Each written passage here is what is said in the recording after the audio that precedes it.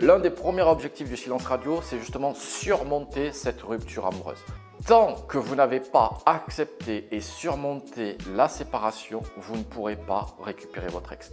Le silence radio, il sert également à retrouver son contrôle émotionnel, c'est-à-dire à gérer ses émotions.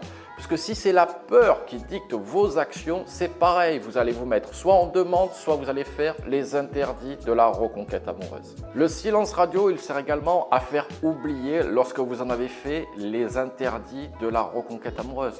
Lorsque vous avez été vecteur de stress auprès de votre ex, vous ne pouvez pas récupérer votre ex ou même avoir une complicité naissante avec votre ex. Donc son objectif va être aussi de faire oublier vos bêtises post-rupture à votre ex.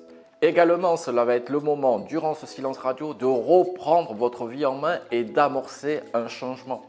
Vous le savez, dans la reconquête amoureuse, il faut un changement pour récupérer son ex. Mais pour cela, il faut aussi être crédible par rapport à ce changement.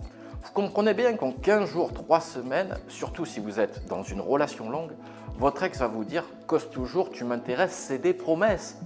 Donc, il faut de la crédibilité et ça, cela va prendre du temps. Même si vous avez réellement changé, avant que votre ex percute votre changement et donc que celui-ci soit crédible aux yeux de votre ex, il va falloir un peu de temps. Et il sert à ça, le silence radio.